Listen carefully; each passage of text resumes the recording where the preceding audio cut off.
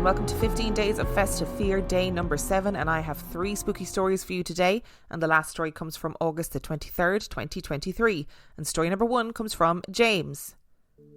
My in-laws live in a house that the previous owner died in. We don't know the official reason, but for sure we know that it was a natural passing and no foul play. The front room of the house is where she passed, and there has always been a cold spot in the corner, where we assume the chair she was sitting in when she passed was. My mother-in-law believes in the presence of the spirit, but my father-in-law absolutely doesn't, and is adamant that there is nothing after this. We just go into a box or an oven, but he has had to admit he can't explain some things, like the way a very secure picture fell off the wall, or how something that he knows he put downstairs has appeared upstairs. The main part of my story is as follows. I hadn't been with my now wife for very long, maybe a month. I'd already met her mum and her dad and her granddad. It was her uncle's 50th, so she invited me along so I could meet her sister, her husband and 2 cousins. After a nice meal and a few soft drinks at Toby Carvery, it was decided that everyone would go back to my partner's parents' house for an hour or so, but me and my partner decided to stay on and have another drink. It's roughly a 30-minute walk back to the house, and they all drove as her granddad could do the walk. We stayed for half an hour and then headed back, so we're away from them for an hour. When we got back to the house, everyone looked at us confused and angry. Her cousin said to us, "As if you got back before us and did that upstairs."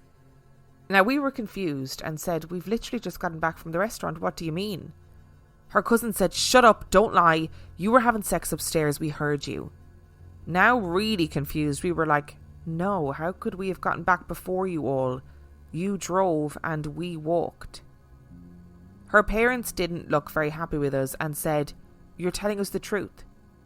We said yes, of course. They checked the CCTV and it was proven that we got back when we said we did and not before. So we asked what had happened. They said about 5 minutes after they walked in, they heard what they thought was either a headboard banging against the wall or a cupboard being opened and slammed very hard and fast. Her father ran up the stairs ready to rip us both a new one for having sex while everyone was in the house. When he burst into the room, nothing was there and the noise stopped, which left him really confused. After searching the house for us, then any open windows or doors that could have left a draft, nothing could be found. But how would a draft have done that, especially with the bedroom door closed? Like I said, he absolutely doesn't believe but couldn't find a rational explanation, and the house was full of 10 people, not including us, and they all heard it. I think the spirit was trying to get me into trouble. On the odd occasion I've been in the house on my own, I'd never felt alone, and that happens in a lot of places to me. I must say that at the time me and my partner were 30 and 31. I hope if nothing else this email gives you a chuckle. I am mortified for you. So first of all, you were like meeting these people, a lot of these people for the first time, right? If I thought that everyone thought I had had really loud, obnoxious sex in the house of my new in-laws, I would dig a big hole in the ground and bury myself in it. Also, I'm just going to put it out there, right? So they all come home, they hear what they think is you guys having loud sex and the headboard banging against the wall, right? Oh God, I'm actually mortified just thinking about it. And they're all downstairs going, "Those bastards are upstairs having sex." So your father-in-law runs upstairs, realizes there's nobody in the house, but they still have the audacity to blame you when you get home. What did they think you did? Climbed out the window mid-ride and then strolled back in a half an hour later, nonchalantly being like, "Oh, definitely wasn't us having sex upstairs." Oh, that has really tickled me. I've enjoyed that immensely. But at least you could just say, "No, I'm sorry, it was a ghost. It definitely wasn't us." And story number 2 comes from William. Back in the late 90s, at a young age, around 6 or 7 years old, my dad, my little sister, who was around 4 or 5 years old, and myself were homeless and living under a bridge. For us to survive, my little sister and I would sweep the bridge, and passers-by would give us their change and other goods. My dad couldn't help us clean much because he was ill at the time. I don't know what illness it was, but I just knew that he wasn't well. And for a couple of years, every Saturday morning, this American couple would pass by the bridge and bring us food and toys. One day, the American couple came to us under the bridge and asked my dying dad if they could adopt my sister and I. Scared and confused, I wasn't ready to leave my dad. Right after that, my dad signed some type of paper. He looked at me with those loving eyes and smiled, and at that moment, my dad started to shake violently and collapse on the ground. We lost my dad that day, right after he signed that paper from the American couple. The American couple became our mom and dad, Lyle and Marianne Walsh. They are a blessing from above for sure. But since the day my dad died under that bridge, I feel like my dad is still around. I occasionally see a shadow moving around in various places. I get goosebumps from time to time and sensing someone is here next to me. But the one thing that I remember the most was when someone shouted, "Hey! Hey!" at me while I was asleep. I immediately woke up and looked around my room and saw no one. And that's when I realised that my hand almost knocked my lamp over. I feel like that voice woke me up to warn me about the lamp, and I think it was my dad. Now I'm in my late 30s. I can still see the moving shadows sometimes, but I know it's my dad and he's still watching me. Better yet, I think he's watching out for his granddaughters too. Thank you for letting me tell my story. I know that it's long, but I am a believer of our late family members staying around to watch over us. I am so sorry that you and your sister had such a rough start to life. And I know that the word rough doesn't even begin to cover what you guys must have experienced. And I can only imagine that your dad was doing his level best for you guys and doing whatever he could while battling his illness, whatever that illness was, and trying to deal with homelessness. And it just must have been terrifying and confusing for everybody involved. And I'm glad for your dad's sake and for your sake that this lovely American couple came and adopted you guys. And for your dad, he must have been like, thank goodness they're not going to be homeless anymore, and there is going to be somebody who can look after them when I'm gone. And of course, you're his kids. I can only imagine that he is desperately looking out for you guys and his grandkids and being really proud of you guys. And if anything we've seen on this podcast, we've seen 1,000 times before, that our loved ones do come back and look after us. Customers are rushing to your store. Do you have a point of sale system you can trust, or is it a real POS? You need Shopify for retail. Shopify POS is your command center for your retail store. From accepting payments to managing inventory, Shopify has everything you need to sell in person. With Shopify, you get a powerhouse selling partner that effortlessly unites your in-person and online sales into one source of truth. Track every sale across your business in one place and know exactly what's in stock. Connect with customers in-line and online. Shopify helps you to drive store traffic with plug-and-play tools built for marketing campaigns from TikTok to Instagram and beyond. Get hardware that fits your business. Take payments by smartphone, transform your tablet into a point-of-sale system, or use Shopify's POS Go mobile device for a battle-tested solution. Plus, Shopify's award-winning help is there to support your success every step of the way. Do retail right with Shopify. Sign up for a $1 per month trial period at shopify.com/real-life-ghost-stories, all lowercase. Go to shopify.com/real-life-ghost-stories to take your retail business to the next level today. That's shopify.com/real-life-ghost-stories. Today's episode is sponsored by BetterHelp. Around this time of year, there's such a huge emphasis on gift giving. And while I love gift giving, I also think it is incredibly important to be able to give to yourself in whatever way you see fit. It might be as simple as allowing yourself to have a luxurious bubble bath, but the holiday season is a great time to start giving back to yourself. And would you believe it, I think the best way to give back to yourself is by going to therapy. You live with yourself every single day, and therapy is a really good way to empower yourself. It is also a really good way to learn positive coping skills and to learn how to set boundaries. And look, like I've said before, it's not just for people who've experienced major trauma. Therapy is beneficial for everybody. If you're thinking of starting therapy, give BetterHelp a try. It's entirely online. It's designed to be convenient, flexible and suited to your schedule, which is incredibly important in 2023 and coming into 2024. All you need to do is fill out a brief questionnaire to get matched with a licensed therapist, and you can switch therapists at any time for no additional charge. It is the season of giving, and I think it's super important that you also recognise that you can give yourself what you need. Visit betterhelp.com/reallifeghoststories today to get 10% off your first month. That's BetterHelp, HELP.com/reallifeghoststories. Today's episode is brought to you by Factor. The holiday season can be such a jam-packed, busy time. And you might be thinking, how am I going to fit in nutritious, flavourful meals to fuel me on these crazy busy days?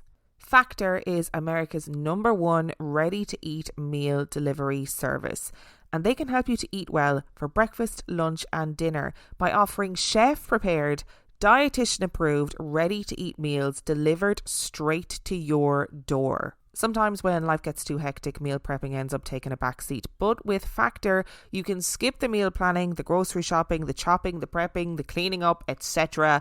and get Factor's fresh, never frozen meals delivered to your door.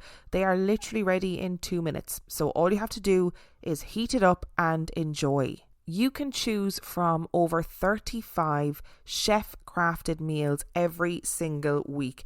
And these meals can be chosen to meet your specific preferences. So whether you are vegan or veggie or you want extra protein, whatever it is, head to factormeals.com/reallifeghoststories50 and use code reallifeghoststories50 to get 50% off.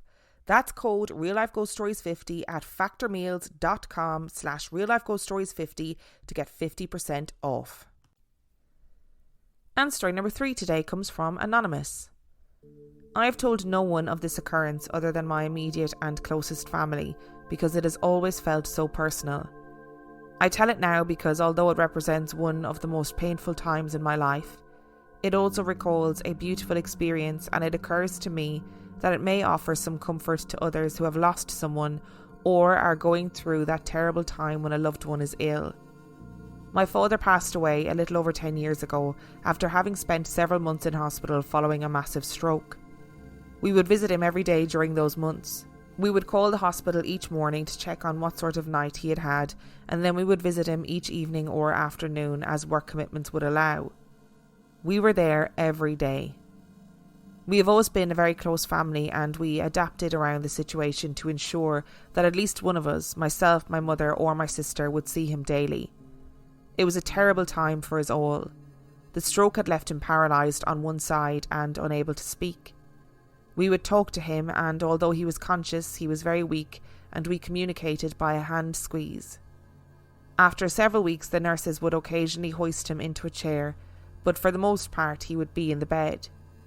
We always prayed that somehow he would get through this, but given he was in his 80s and so severe was the stroke, it would be a difficult battle. In our hearts, I guess we knew that recovery was unlikely, although we did not want to admit it to ourselves. He started to develop that thing we hear about, whereby the patient starts to look up at something in the corner of the room.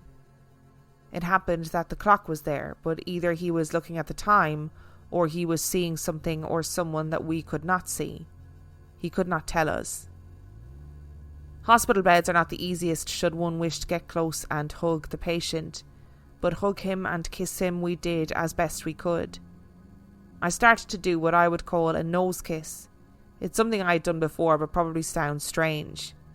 What this consisted of was rubbing my nose against his ear 3 or 4 times back and forth. That was a nose kiss. Make of it what you will, but it was just something I did at the time. It was a Saturday morning, probably around 8 p.m, and I was lying in bed with my back to the door. Daylight was coming through the curtains, and I tend to sleep with them slightly open. In any case, it was not dark. I was fully awake and just resting with my eyes closed. Shortly, I would be getting up and ringing the hospital as we did every morning, but for now, I was just resting. From behind me, I felt a presence enter the room. I knew instantly it was my dad. It felt exactly as if he had entered the room, only more so, more intense. It was his love, his essence. I continued to lie with my back to the door and my eyes closed. I was definitely not asleep. I made a conscious decision that I was going to continue to lie in that position, as I did not want to break the moment. I felt my dad enter fully into the room and approach the bed. I felt his body on the bed, and I felt his body lie onto mine. Make no mistake, I felt the weight of his body. I felt his warmth. I felt his love. I felt as sure as in the physical that his head approached mine, and he gave me a nose kiss on my ear. 1, 2, 3. His nose went back and forth over my ear, gently with just a beat between each of the 3 passings. Then again, 1, 2, 3. And then a third time, 1, 2, 3. It happened, and it was physical. It was also wonderful and very real. As this was happening, my mind was thinking, should I open my eyes? Should I move my hand to see him? I decided to stay still and keep my eyes shut for fear of breaking a magic spell. After the third nose kiss, I felt the weight of his body leave the bed, and I felt him withdraw from the room. I cannot describe it any other way. It's like he faded gently away. All this I felt, but I did not see. I was nervous to ring the hospital that morning, as I felt sure that he had passed. He had not. We went to visit him that afternoon, as had become usual, and he had been hoisted into a chair. I wanted to ask him if he had visited me that morning, and if he could affirm it with a squeeze of his hand. But to do so would have been an admittance that he was dying, and that something paranormal had happened. I did not feel like it was a subject I could approach, for fear of causing distress to him and to my family. I did not ask, and he could not tell. He passed 2 weeks later. It is my firm belief that he visited me that morning. The feeling of his presence was beyond doubt. The physical weight of his body was beyond doubt. The nose kiss was unique and again beyond doubt. It is my belief that when the physical body is failing, the spirit is free to leave it as it pleases, freed from bodily pain. The story I have related, I hope, gives comfort to others, as it does to me. What an entirely beautiful story. And I'm so sorry that you lost your dad. And I just feel like it's beautiful that you had that experience with his spirit or his essence or his soul or whatever it is that you want to call it. I can totally believe that you felt that intensity of him and just knew that it was him, and he connected with you in a physical moment that was important and relevant to the two of you. And it's just beautiful. And I hope that there are people listening that are able to listen to your story and maybe not have experienced the same thing or even something similar, but still be able to gain some comfort from it. Thank you so much for listening to today's episode. Thank you to James, William and Anonymous for sending in your stories. Remember, the last story came from August the 23rd, 2023. And if you would like to send in your story, you can do so by emailing it to reallifeghoststoriespodcast@gmail.com. You can also check out the website reallifeghoststoriespodcast.com. And if you are desperate for some extra spooky content, you can subscribe to the Patreon. That is patreon.com/reallifeghoststories, where for $5 a month or $2 a month, you get access to heaps of extra content, as well as every single main and mini episode completely ad-free. And on that note, I shall see you next time.